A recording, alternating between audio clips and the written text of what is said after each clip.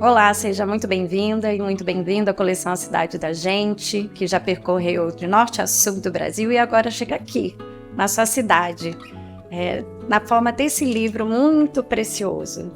Esse livro é uma construção coletiva de escolas públicas, com a participação de estudantes e professores que investigaram e criaram textos sobre os patrimônios locais, patrimônios materiais, imateriais e ambientais da sua cidade. Super importante para criar uma referência, uma identidade, porque os patrimônios são a memória e a nossa identidade. Então, quando a gente trabalha isso a partir de gente da própria cidade, é uma visão muito particular e apropriada, e a gente trabalha muito além do incentivo à leitura e à escrita, a consciência crítica, a consciência cidadã. E esses livros agora também servem como uma referência perene no dia a dia da sala de aula, para que vocês trabalhem, né, todo o conteúdo do currículo e façam uso didático do livro para conseguir também promover uma aprendizagem significativa a partir dos saberes locais dos estudantes, escrito por pessoas da sua própria cidade. Esse é o convite para o nosso encontro de hoje, para que a gente reflita e pense desdobramentos e possibilidades de como fazer uso dessa obra coletiva no dia a dia de vocês. Meu nome é Gisele Germano, eu sou a coordenadora pedagógica do projeto A Cidade da Gente pela editora Olhares. Vamos nessa? Vou começar com uma frase de Luiz da Câmara Cascudo. Quem não tiver debaixo dos pés da alma a areia de sua terra, não resiste aos atritos da sua viagem na vida. Acaba incolor, inodoro e insípido, parecido com todos. Essa frase do nosso sábio, historiador, grande apaixonado pela cultura popular, Luiz da Câmara Cascudo, autor do Dicionário do Folclore e de tantos outros livros, revela a essência da coleção A Cidade da Gente, que é despertar, promover a nossa identidade cultural, a gente se reconhecer como cidadão e cidadã, conhecendo os nossos patrimônios, as nossas histórias, as personalidades, entendendo da onde a gente faz parte e como mudar essa realidade, porque só a partir dessa memória e dessa identidade a gente consegue preservá-la e também transformá-la, que é um grande objetivo da educação, não é mesmo? A gente educa para transformar a nossa realidade, para que a gente consiga construir essa consciência crítica e cidadã. Além disso, a Base Nacional Comum Curricular, ela destaca como uma competência geral exatamente a valorização e a utilização de conhecimentos construídos historicamente, sociais, fisicamente, e culturalmente. Então é muito importante que vocês façam uso disso, uso dessa obra literária construída a partir do saber local das suas cidades. Muitos projetos são possíveis, muitas possibilidades, desdobramentos a partir do uso do livro. De uma forma geral, é importante que a gente sempre pense em metodologias ativas, onde o centro é o nosso estudante, o nosso aprendiz, o que é interessante para ele também, para que a gente possa acoplar o currículo, né? As outras matérias, e a partir disso fazer muito mais sentido para eles. Vou trazer aqui alguns exemplos que a gente possa trabalhar pensando nessa questão dos patrimônios de uma forma mais global, mais interdisciplinar. Depois, no próximo vídeo, a gente vai trabalhar capítulo por capítulo de um livro, para que vocês vejam assim, as imensas, infinitas oportunidades de trabalhar com cada tema e com as diversas disciplinas. Pensando num uso global, do livro didaticamente, a primeira coisa que vem à nossa mente, ao nosso coração, é leituras e releituras, dramatizações das histórias aqui contadas. Trabalhar os gêneros literários, trabalhar isso no dia a dia, a construção de texto, a partir daquele gênero literário, como que eu poderia reescrever com a minha autoria. Super importante pensar na autoria dos estudantes, não só na reprodução, né? Como é que ele sente, como é que aquele tema o atravessa, e atravessa ainda mais porque é uma história da sua identidade. É isso que a gente não pode nunca perder de vista. Então, as leituras e releituras, elas são assim, a base fundamental desse livro. O que mais, além de leituras, releituras e dramatizações, que é a essência do uso didático do livro? A gente pode pensar em várias metodologias ativas de aprendizagem, como, por exemplo, aprendizagem baseada em projeto. Pensar, quem sabe, num circuito turístico com os patrimônios retratados no livro, que os estudantes investiguem, pesquisem, criem esse circuito, criem um guia de turismo para que todo mundo conheça a cidade de vocês. Isso por si só engaja os estudantes, e eles também vão aprendendo sobre os patrimônios, sobre as suas identidades, e sobre os saberes locais. E podem conversar ainda com seus familiares, ver como toda essa história do patrimônio atravessa gerações, né? E vai criando essa memória afetiva também, acima de tudo. Outra forma é a aprendizagem baseada em problemas, solução de problemas, que vocês devem usar frequentemente. Pensar na preservação desses patrimônios. Como preservar? Eles podem escolher qual patrimônio que eles mais se interessaram, que eles mais se viram, que aí a gente traz também a voz do aluno, da aluna, para dentro do projeto. O que eles querem saber? Como que a gente vai fazer para preservar esse patrimônio, seja ele ambiental, imaterial ou material? E também outras formas, jogos, mão na massa.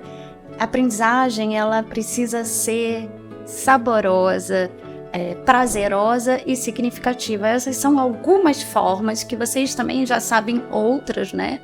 A minha intenção não é trazer assim explicações do como, e sim inspirações para que a gente amplie a nossa perspectiva de como usar didaticamente essa riqueza sobre a nossa cidade. Agora, o como utilizar, eu trago também uma curadoria aqui para vocês, que eu uso. Curadoria é super importante. Você tem certamente alguns colegas que são seus curadores, mas eu trago alguns sites aqui bem bacanas de educação, como o Porvir, que traz aí alguns exemplos do uso da educação ambiental com metodologia ativa. A Escola Nova, que é um exemplo também falando do uso do rap, que é uma linguagem muito próxima dos jovens. Como é que a gente coloca o rap, ou usa o rap, às vezes até está retratado no nosso livro, usando o saber local, o patrimônio ali retratado. E o outro é o Instituto Catalisador, que fala de rodas, de criatividade, de rodas de conversa e de inovação. Então aqui eu deixo para vocês, se vocês quiserem capturar aí no QR Code, uma curadoria para ainda inspirá-los de como trabalhar esses temas no dia a dia de vocês. No próximo vídeo a gente vai falar especificamente dos capítulos por disciplina. Agora a nossa conversa foi mais de uma forma geral de como a gente aproveitar tudo isso a nosso favor e aprender muito também. Muito obrigada e até a próxima. Olá, que bom ter você aqui comigo novamente.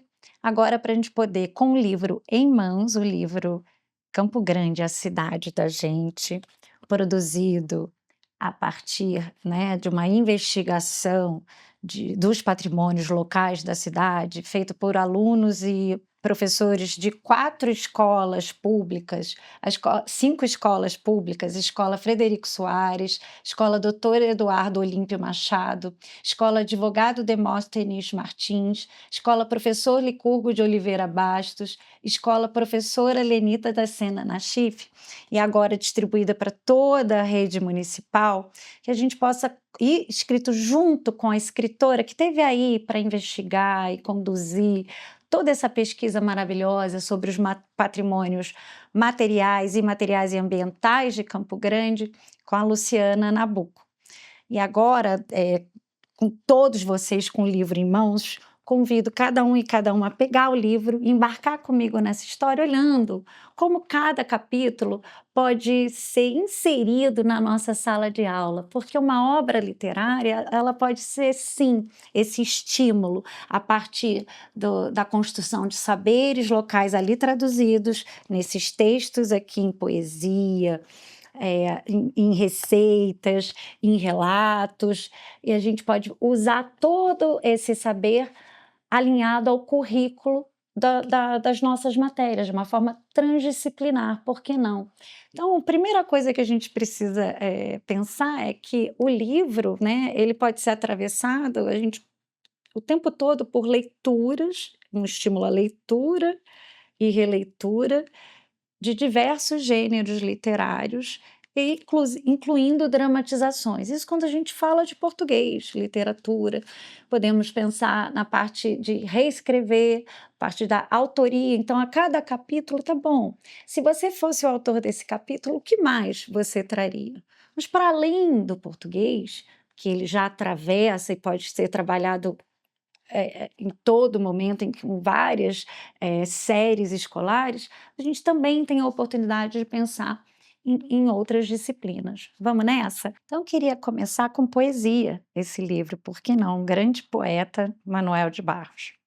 O poeta Manuel de Barros nasceu em Cuiabá, mas aos 13 anos veio para Campo Grande, que está imortalizada em seus escritos. Em um dos seus poemas ele escreveu: "Meu quintal é maior que o mundo. Aqui você vai ler histórias que nos fertilizaram, e o nosso quintal é imenso e fértil, porque é gestado com afeto, assim como as mãos da tia Eva, que regueu a mais antiga igreja da nossa cidade, ou como a resistência dos nossos povos indígenas que caminham desde sempre por essas terras boas e suas águas cristalinas. Que possamos continuar a escrever cada vez mais outras histórias, pois um patrimônio só é preservado se ele não for esquecido." E o livro é a materialização, né, como se fosse um passaporte, né, que é um novo legado, um novo patrimônio que atravessa as gerações e faz com que ele continue sendo falado, pensado e, se necessário, transformado e preservado em toda a identidade. Como eu falei, são 8 capítulos, e às vezes 8 capítulos não cabem, em 8 capítulos não cabe toda a riqueza de Campo Grande, mas tem a beleza, né, do multiculturalismo que caracteriza esse município. Vejam só, então temos o Museu José Antônio Pereira, Comunidade Tia Eva, Parque das Nações Indígenas, Mercadão Municipal, aldeias urbanas, danças folclóricas, tererê e arara canindé. Só que, pensem vocês aí, quantas relações a gente pode fazer com matérias como ciência, geografia, história, atravessando todos esses capítulos. Quando a gente começa pelo primeiro, né, que é o Museu José Antônio Pereira, é muito importante pensar, para além do português, pensar na história da cidade. Aqui a gente já pode fazer uma ponte com migração, né? Como é que foi o desenvolvimento de Campo Grande? E o José Antônio Pereira foi um grande desenvolvedor da cidade também.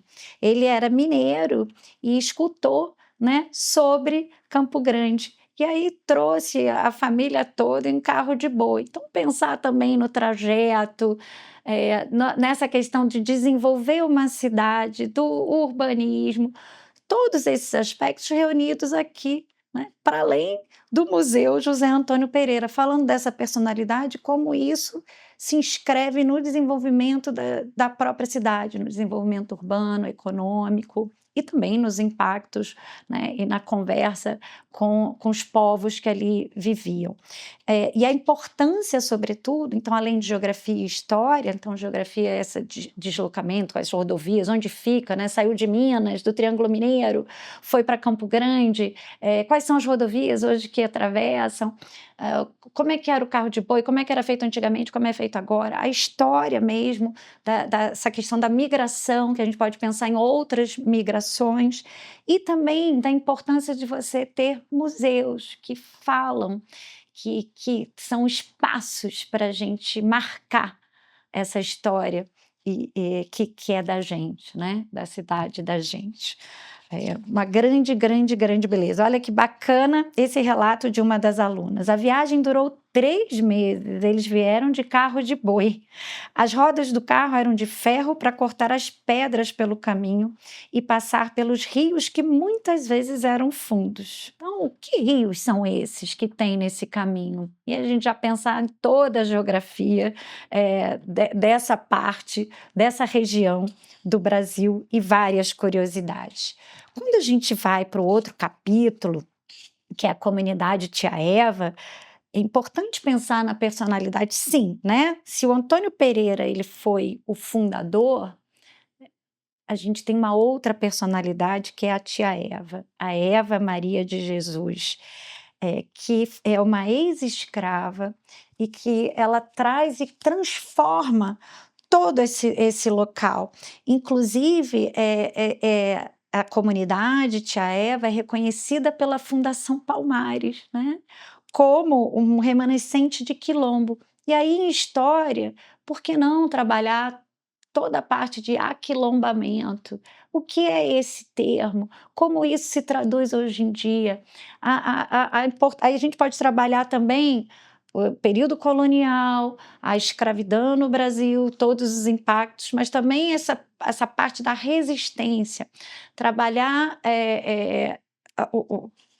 a parte de cultura africana que a gente precisa trazer essa história para além da escravização, trazer todos os feitos de resistência e a construção, o impacto valoroso na nossa cultura. Então, olha como é que a gente aqui pode ver nos versos, né, da Valentina sobre a Tia Eva. Tia Eva, com mãos habilidosas e coração acolhedor, trabalha com amor e dedicação, deixando sua marca por onde passou. Tia Eva, exemplo de determinação e superação. Enfrentou desafios com coragem, sempre encontrando soluções. Tia Eva, guerreira, incansável e resiliente, conquista suas metas com garra e esperança no coração. Trabalhar também aqui a mitologia africana, os orixás, toda essa força da expressão da cultura africana no dia a dia da nossa cidade e da identidade brasileira. Depois a gente vai, mais uma vez, né, para o Parque das Nações Indígenas, e isso já mostra todo o multiculturalismo. Então, mais uma vez, a gente pensando em geografia e história, e trazendo para os dias atuais. Mas o Parque das Nações Indígenas, ele também é um espaço de lazer, onde você pode trabalhar, além de história e geografia, você trabalhar ciências, falar sobre a preservação ambiental, sobre as águas cristalinas, sobre o papel dos povos originários e das tribos na preservação dos nossos recursos naturais, do respeito à terra, né, de Gaia, de entender o planeta, dessa consciência planetária. Então tem geografia, história e ciências, vejam só. E também pode ser trabalhado toda a importância de ter espaços de lazer. Aqui nas palavras da Emily, né? Paisagens maravilhosas, tanto de dia ou de noite, onde temos cachoeiras, uma linda vista passageira. Sorte é poder morar aqui, podendo visitar sempre que necessitar. Este lugar lindo que nos traz paz e bem-estar. Vamos falar da nossa harmonia, essa consciência mesmo cidadã tão importante, trabalhar a urgência climática e o protagonismo, né, dos estudantes na preservação desse grande patrimônio ambiental também. Já fazendo a ligação, inclusive, com essa sabedoria dos povos originários. Quando a gente fala do Mercadão Municipal, é uma ótima oportunidade de pensar na parte da cadeia produtiva. Como é que esses alimentos chegam ali? Como é que é fomentado? Pensar também em sustentabilidade, até chegar na nossa mesa. Quantos processos são importantes? Quem está envolvido, quem não está envolvido? De onde vêm esses alimentos? Então, poder pensar e refletir isso em geografia, falar em ciências também dos produtos ali naturais da região, pensar no gênero receita, a partir da receita e da quantidade que o mercadão movimenta de alimentos por dia, em matemática. Né? Então, às vezes a gente pensa só nas disciplinas de humanas, mas aqui tem uma oportunidade incrível de trabalhar grandezas, as cifras, pensar em taxa, em lucro, né? Quanto para não perecer os alimentos. Então, tem uma certa subtração, multiplicação, toda uma logística. Olha quanta riqueza a gente tem a partir do mercadão municipal, além de trabalhar arquitetura, o impacto da construção desse mercadão, ele como central na história do desenvolvimento da cidade, na parte do desenvolvimento de Campo Grande. Né? Aí aqui na voz, né, da Nicole, uma das coisas que marcam o nosso mercadão são os nossos povos indígenas e sua cultura. Olha só, trazendo também dentro do mercadão essa conversa com os povos indígenas, os alimentos que estão ali. Então, esse atravessar o tempo todo do multiculturalismo, que é o nosso próprio Brasil. Aqui a gente tem um acróstico: massas, especiarias, ração, castanhas, aves doces, artigos em couro, opções de presente. Tudo que a gente acha no mercadão. Uma variedade, falar de diversidade, tão importante hoje em dia também. E de tamanho, ajuda a pensar em matemática.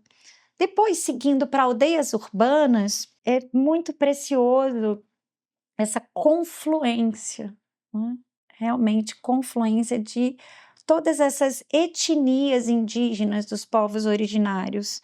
Então, são comunidades terenas, paravás, aticuns, guaranis, caiovás, guaranis, nandevás, guatóis, cadiués, que eu não sei nem pronunciar, trabalhar com a pronúncia, e a gente pode trabalhar isso em português, parte gramatical, trabalhar também uma ótima oportunidade de pensar criticamente sobre definições como idioma e dialeto, como a própria língua carrega preconceitos. Porque quando a gente fala dos povos indígenas, que hoje a gente não pode mais fala de dialeto, é uma língua também desse povo.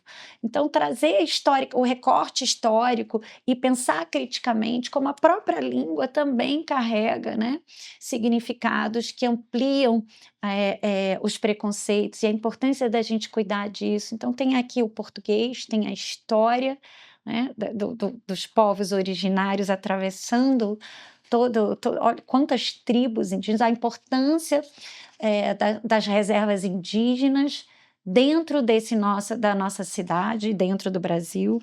Falar da mitologia, então você pode trabalhar a mitologia indígena a partir desse capítulo. Inúmeras possibilidades, eu tenho certeza que você está aí pensando quantas coisas podem ser trabalhadas a partir desse tema tão rico, né? Olha esse aqui da Maria Luísa Barros: Aldeia Paravá, ser indígena e ter cultura entre flechas e rituais, danças e tintas naturais. Como é que é visto o indígena? E tem estudantes indígenas, a gente pode investigar, inclusive, os sobrenomes, né, para se localizar historicamente. Então, também trabalhar aí mais um aspecto da história. Quando a gente fala de danças folclóricas, são inúmeras. Se Campo Grande é a própria tradução desse multiculturalismo, a gente tem muitas danças folclóricas, é uma manifestação super importante que conta, né, de toda essa interação entre povos. E aí, além das danças folclóricas, também podem ser vistas na parte de história, na parte de música, na dramatização, na matemática dos passos e tanto mais. E quando a gente pensa também na parte do coletivo, né? Quando a gente fala de competências socioemocionais, estar em roda, onde todos têm a mesma voz, todos têm vez, é super importante. Então, você trabalhar danças de roda, a importância do círculo, né, para que todo mundo possa se sentir representado e tenha a sua vez. Olha que bonito.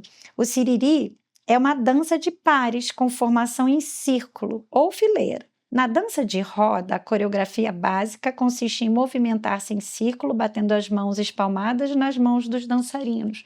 Então, essa parceria, a dança ela acontece no compasso com o outro, né? Então, ela só pode ser possível se for com o outro. Então, tantas coisas que a gente pode tirar, além dos versos, para serem trabalhados, inclusive em matérias como competências socioemocionais. E avançando um pouco mais nos capítulos, a gente tem o tereré, né, que remonta aí toda a história do século XVII, com os povos guaranis, e que já conheciam os poderes dessa bebida. Perguntar para eles se eles já provaram tereré, como é que é o tereré na casa deles, como é que eles fazem essa variabilidade, né? Como é que ele vai sendo transformado, trabalhar a receita, trabalhar os elementos, os nutrientes, entender em ciências. Bom, eles usavam o tereré por quê? Porque o tereré é a base de cafeína. Ah, porque a cafeína é um estimulante. Então, você vai trabalhando todo esse metabolismo, a parte de ciências. Aqui você pode remeter também à história. Cafeína, café, cafeicultura, né? O tempo da cafeicultura, como foi essa história da cafeicultura no Brasil, o café até hoje, quais são as transformações, quanto que é vendido a saca de café, qual é o peso do café. Então, também matemática, a parte de economia e geografia. Uma coisa, uma sementinha, um grãozinho de café para um balde de história que você pode construir. Então, olha aqui a poesia também, né? Verde tereré, mata a sede, mate água. Eu amo mate, e vocês? Aqui eu conheço como mate também. A gente terminando com o arara canindé. Mais uma vez, falando da importância da fauna silvestre, dessa preservação, dessa poesia alada, como é dito aqui, né? Tantas outras aves, que outras aves têm? E o que é a arara? Por que é importante preservar a arara canindé? Então, a gente traz as espécies, falando em ciências, falando das aves, falando de quem está em extinção, então pode trabalhar quem está em extinção, quem não está mais em extinção. E esse olhar crítico, esse pensamento sobre como nós somos, o que nos constrói e o que a gente pode fazer como cidadã e cidadão, essa consciência cidadã, para preservar isso que é a história de Campo Grande, a cidade da gente, que é preservar a nossa própria gente. O convite está feito, eu tenho certeza que vocês têm muitas outras ideias, isso é uma inspiração para que vocês usem essa riqueza dos saberes locais, construído por gente da cidade de vocês, para dentro da sala, para transformar cada vez mais o aprendizado em um aprendizado significativo e poderoso para todos, para toda a comunidade escolar. Até já!